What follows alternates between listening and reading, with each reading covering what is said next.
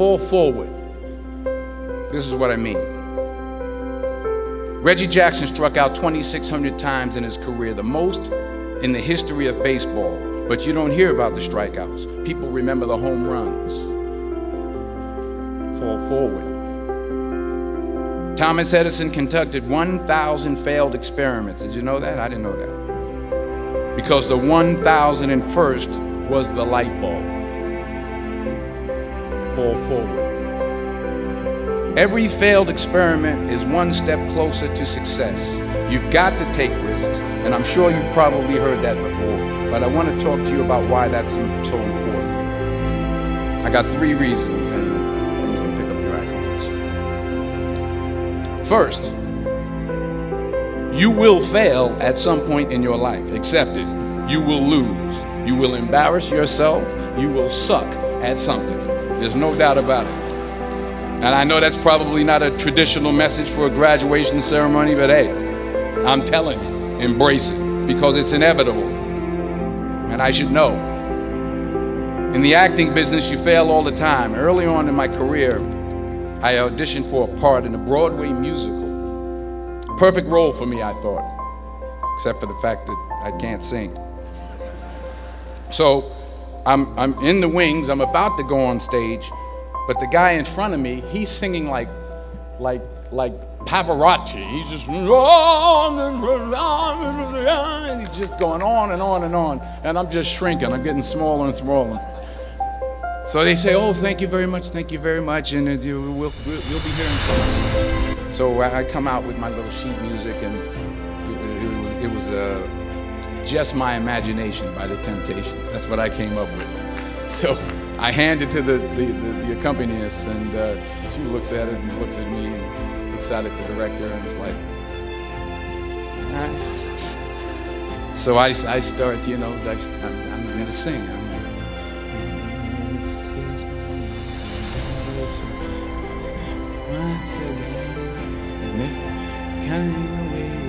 and they're not saying anything, so I'm thinking I'm getting better. So I start getting into it.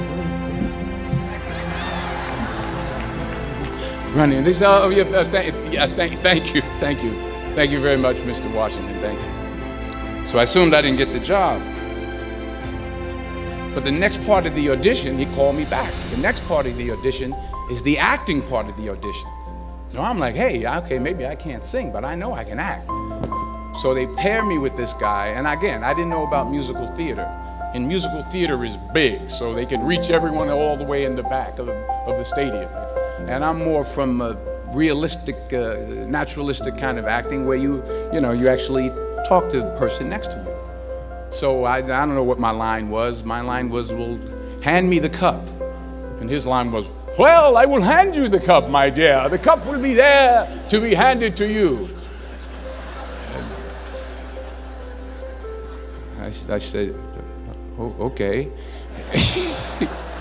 Well, should I give you the cup back? Oh, yes, you should give it back to me, because you know that is my cup and it should be given back to me. I didn't get the job. But here's the thing.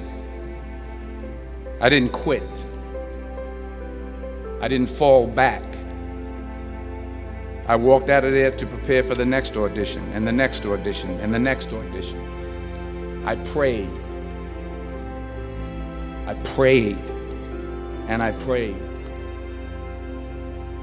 But I continued to fail, and fail, and fail. But it didn't matter, because you know what? There's an old saying, you hang around the barbershop long enough, sooner or later you're going to get a haircut. So you will catch a break, and I did catch a break. Last year, I did a play called Fences on Broadway. Someone talked about it. Won the Tony Award. And I didn't have to sing, by the way. But here's the kicker. It was at the Court Theater. It was at the same theater that I failed that first audition 30 years prior. The point is, and I'll pick up the pace, The point is, every graduate here today has the training and the talent to succeed. But do you have the guts to fail? Here's my second point about failure. If you don't fail, you're not even trying. I'll say it again. If you don't fail, you're not even trying. My wife told me this great expression.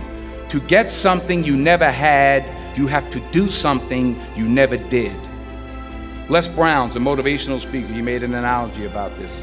He says, imagine you're on your deathbed, and standing around your deathbed are the ghosts representing your unfulfilled potential. The ghost of the ideas you never acted on. The ghost of the talents you didn't use. And they're standing around your bed, angry, disappointed, and upset. They say, we came to you because you could have brought us to life, they say. And now we have to go to the grave together. So I ask you today, how many ghosts are going to be around your bed when your time comes? You've invested a lot in your education, and people have invested in you. And let me tell you, the world needs your talents, man, does it ever. I just got back from Africa like 2 days ago, so if I'm rambling on, it's because I'm jet lagged. I just got back from South Africa. It's a beautiful country, but there are places there with terrible poverty that need help. And Africa is just the tip of the iceberg. The Middle East needs your help. Japan needs your help. Alabama needs your help. Tennessee needs your help. Louisiana needs your help. Philadelphia needs your help. The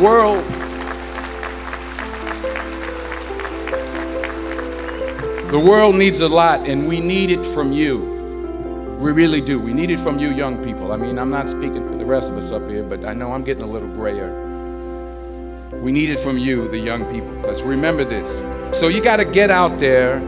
You got to give it everything you got, whether it's your time, your talent, your prayers, or your treasures.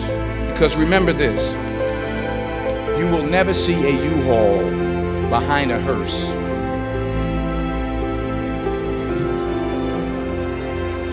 I'll say it again. You will never see a U-Haul behind a hearse. You can't take it with you. The Egyptians tried it, and all they got was robbed. So the question is, what are you going to do with what you have? I'm not talking about how much you have. Some of you are business majors. Some of you are theologians, nurses, sociologists. Some of you have money. Some of you have patience. Some of you have kindness. Some of you have love. Some of you have the gift of long suffering. Whatever it is, whatever your gift is, what are you going to do with what you have? All right, now here's my last point about failure. Sometimes it's the best way to figure out where you're going. Your life will never be a straight path. I began at Fordham University as a pre-med student. I took a course called cardiac morphogenesis. I still can't say it.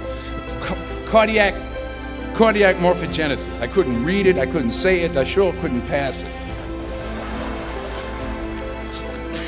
So then I decided to go into pre-law, then journalism. And with no academic focus, my grades took off in their own direction. Yeah, down. I was a 1.8 GPA one semester, and the university very politely suggested that it might be better to take some time off. I was 20 years old. I was at my lowest point. And then one day, and I remember the exact day, March 27th, 1975, I was helping my mother in her beauty shop. My mother owned a beauty shop up in Mount Vernon. And there was this older woman who was considered one of the elders in the town. And I didn't know her personally, but I was looking in the mirror, and every time I looked at the mirror, I could see her behind me, and she was staring at me. She just kept looking at me. Every time I looked at her, she kept giving me these strange looks. So she finally took the dryer off her head and she said something I'll never forget. First of all, she said, "Somebody give me a piece of paper. Give me a piece of paper." She said, "Young boy, I have a prophecy, a spiritual prophecy." She said, "You are going to travel the world and speak to millions of people." Now mind you, I'm 20 years old, I'm flunked out of school. In fact, like a wise ass, I'm thinking to myself, maybe she's got something in that crystal ball about me getting back into school next fall. But maybe she was on to something, because later that summer, while working as a counselor at the YMCA camp in Connecticut, we put on a talent show for the campers. And after the show, another counselor came up to me and asked, have you ever thought about acting? You're good at that. So when I got back to Fordham that fall, I got in and I changed my major once again for the last time.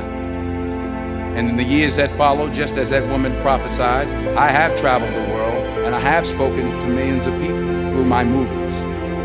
Millions who up till this day couldn't see me. Who up till this day I couldn't see while I was talking to them, and they couldn't see me. They could only see the movie. They couldn't see the real me.